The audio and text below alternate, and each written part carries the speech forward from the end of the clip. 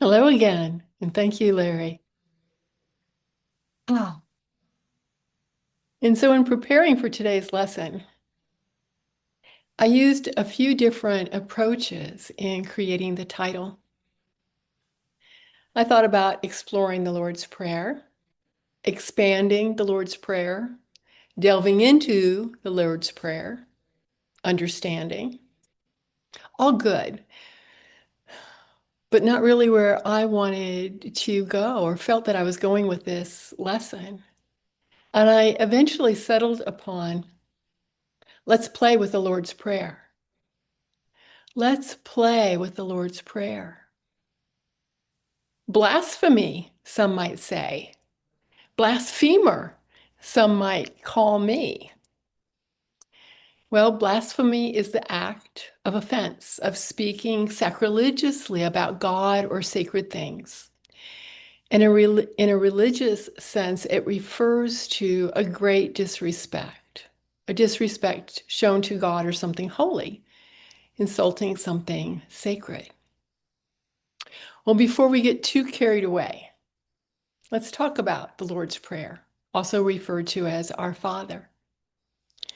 It's found in the Gospels of Matthew and Luke with very little variation.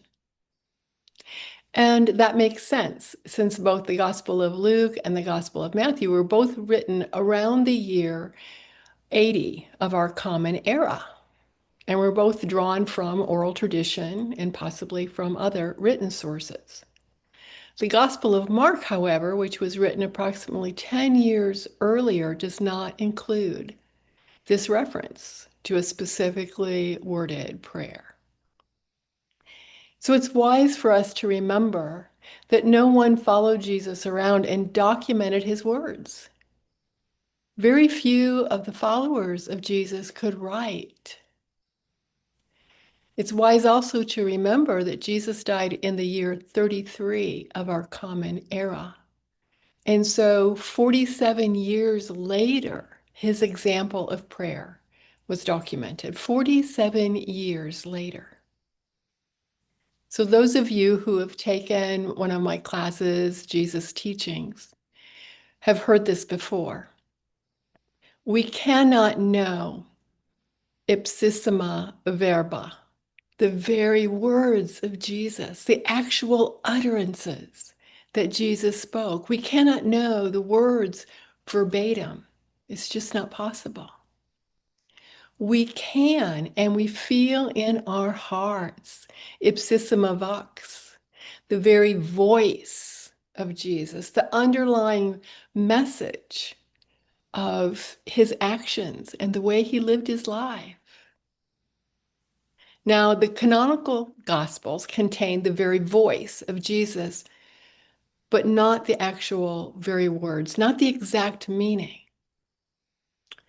Now, what do I mean by canonical Gospels? Well, canonical means according to the canon, the standard, the books that are considered part of the official, authoritative collection of sacred text. Another word for canonical is sanctioned. So, Gospels, writings that presented a perceived inconsistencies with the established religious teachings, are considered non canonical, and they are not included in the Bible, not generally. So, why do I say generally? Because there is not one and only one Bible. There are many different versions and translations. In total, over 2,000 translations of the Bible into various languages and multiple versions within the English language alone, with hundreds of different translations. And so, we seek to understand the voice of Jesus, the underlying meaning and message, if not the actual specific verbatim words. Now, in Aramaic, the description of the Lord's Prayer begins like this. When Jesus' young disciples were with him one day by the Lake of Galilee, they asked him to teach them to pray. And Jesus immediately began to instruct them in his way of prayer, and he told them to pray this way. this way. And this short phrase means to pray something like this. Now, documented changes that we can find to the Lord's Prayer began in 940 of the Common Era. And remember, it's something like this, not exactly like this, but something like this. And so these changes continued in 995 up to the 14th century. In 1389, the Wycliffe version says, Our Father that art in heaven, hallowed be thy name. Thy kingdom come too, be thy will done, on earth as in heaven. Give to us this day our bread over other substances, and forgive us our debts, as we have forgiven our debtors. And lead us not into temptation, but deliver us from evil. And the variations continue. In 1526, the Tyndale version says, Our Father, which art in heaven, hallowed be thy name. Let thy kingdom come, thy will be fulfilled, as well in earth as it is in heaven. Give us this day our daily bread, and forgive us our trespasses, even as we forgive them which trespass us. Lead us not into temptation, but deliver us from evil. And then the part about, for thine is the kingdom and the power and the glory forever. Bible scholars, most of them agree that this was added later. In 1549, then in 1611 came the King James Version. The King James Version is 414 years old. In 1662, more changes, 1759, 1865, 1885, 1892. In 1901 came the American Standard Version, 1928, 1988, and then in 1989, the new Revised Standard Version. One of the parts that changed throughout these versions was deliver us from evil. Some versions say, but deliver us from the evil one, which we find confusing in Unity. Changes again in the year 2000 and 2011. Now let's look at the words, lead us not into temptation. Lead us not into temptation. In 2019, Pope Francis risked the wrath of traditionalists by approving a change to the wording of the Lord's Prayer. Instead of saying, lead us not into temptation, it now says, do not let us fall into temptation. Benjamin Franklin, one of our founding fathers of the United States, had the same thought as Pope Francis 250 years earlier. The thought that leading us into temptation did not make sense to him. He wrote his own personal version in 1968. Heavenly Father, may all revere thee and become thy dutiful children and faithful subjects. May thy laws be obeyed on earth as perfectly as they are in heaven. Provide us for this day as thou hast hitherto daily done. Forgive us our trespasses and enable us likewise to forgive those that offend us, and keep us out of temptation and deliver us from evil. Now, many of you have heard of Rocco Errico. He has written extensively focusing on the Aramaic understanding of the Bible, attempting to help us see the Bible through Aramaic eyes. He clarified that the words Jesus spoke were actually meant, and do not let us enter. So not do not lead us, but do not let us enter. One version of the Aramaic Lord's Prayer adapted is, Our Father, who is throughout the universe, let your name be set apart. Come your kingdom and counsel. Let your desire be as in the universe, also on earth. Give us bread for our necessities this day, and free us from our offenses. And do not let us enter our temptation, our worldliness, but set us free from error. For belongs to you this kingdom, power, and song from ages to ages, sealed in faithfulness. An expanded translation by Dr. Rocco Errico is this: Our Father who is everywhere, your name is sacred. Your kingdom is come. Your will is throughout the earth, even as it is throughout the universe. You give us our needed bread from day to day, and you forgive us our offenses, even as we forgive our offenders.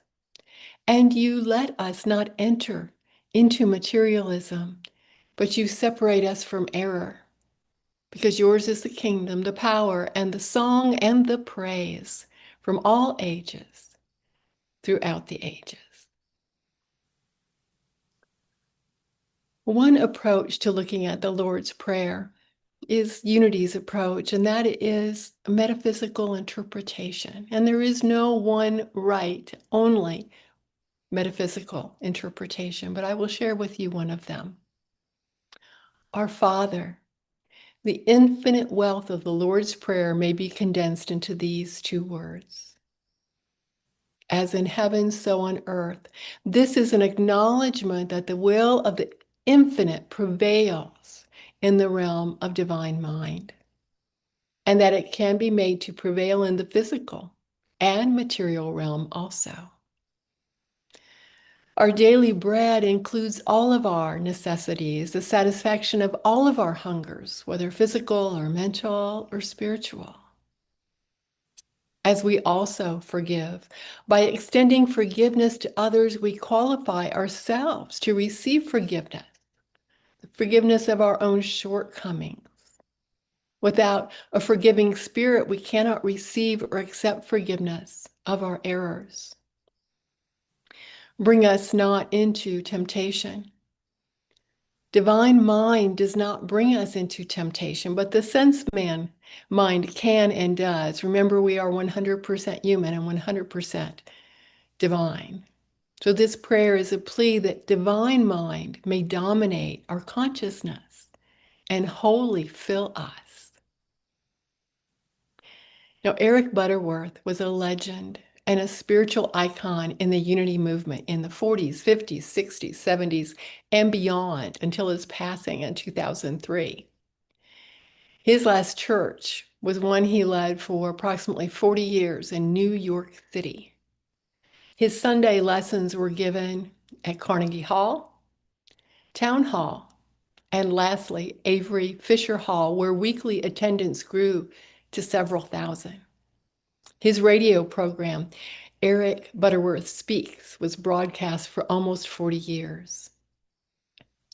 His interpretation and understanding at his time, God was often still considered only as He. So keep that in mind when you listen to his explanation of the Lord's Prayer. Our Father, who art in heaven, I am now conscious of the infinite and eternal presence in whom I love, and by which I think and create. Hallowed be thy name. This presence in me is whole and complete, is the activity of health that heals, of intelligence that inspires, of substance that prospers, and of love that harmonizes. Thy kingdom come, thy will be done on earth, in earth, as it is in heaven. I am God's glorious possibility, and I now let his perfect idea of me unfold in me and through me. My desire for betterment is God's desire to perfect that which he is expressing as me, and I intend to let him have his way, seeing myself as doing that which he sees me as being. Give us this day our daily bread. I have no existence outside of God's presence, for I am that presence, expressing as me. Therefore, I can never be separated from the all-sufficient substance of the opulent universe. I claim my divine inheritance, and I daily, perpetually manifest abundant supply. Forgive us our debts as we have forgiven our debtors. The presence in me is my potential for dissolving all conflicts of transgression. For this presence is love, and it loves in me and through me as love. It forgives in me and through me as I forgive. It releases me as I loosen and let go of all my limited thoughts about myself and others. Leave us not in temptation, but deliver us from evil. The presence in me is my light and my deliverance. There is no darkness in the light, and there can be no darkness in me when I am established in spiritual unity. With the presence within me is better than light and safer than the known way. His wonderful words. Some food for thought and consideration. The spoken language in the area and the time of Jesus was Aramaic. So all his words that he spoke were spoken in Aramaic. The written language was Koine Greek, which was also called Common or Hellenistic Greek. Now, great literary and philosophical works were written in ancient Greek, a more expansive and complicated language. But Koine Greek was easier for non-native speakers and writers. So it was the language of the merchants and the common day language of people who needed to converse with Greek speakers. If Jesus spoke this prayer, he spoke it in Aramaic. To be documented, written down, it would have had to have been translated from Aramaic into Koine Greek. Then for further understanding, the translation would be translated again and again and again throughout the years, with variations, with clarifications, maybe corrections even, changes over time. The Lord's Prayer is not a chain of sentences that are etched in stone to be recited by rote memory. It is not to be repeated mechanically without thought to the words and their meaning to us. Today's lesson is not about diminishing or taking anything away from whatever version of the Lord's Prayer you hold close to your heart. For words have power. And those words that we think and we speak with feeling, with emotion, have the greatest power. That's why it's important to us to connect with the words. If we don't connect with the words, they are just spoken as rote memory. So let us each move beyond any contention that we may feel about the Lord's Prayer that we know is ours, and therefore it's true and superior to all others, and continue to celebrate every expression of love and gratitude to the source, to the essence of the divine. Let us hold the version that we prefer, the one that we know and love, close to our hearts, and also make room for those who choose a different way of expressing this beautiful, sacred, heartfelt message. For all prayers are to be living, breathing, emerging, changing, authentic utterances, divine expressions, inspired from deep within us and in total congruence with our heart and our mind. I will leave you this morning with another beautiful interpretation by an unknown author. You might choose to close your eyes now in preparation for our moving into meditation, or not. Oh, Father, Mother, everything God, universal love, universal light, all that is, by whatever name we give this energy of life. You are present within us, and sacred is your presence. May we be divinely guided in all ways. May we experience the abundance of the universe. May we be forgiving and passionate always towards ourselves and all others. May we find the inner strength to stay true to the calling of love. For we are faithful in all ways, perceiving the holy in all things, forever and ever. Amen. And so it is.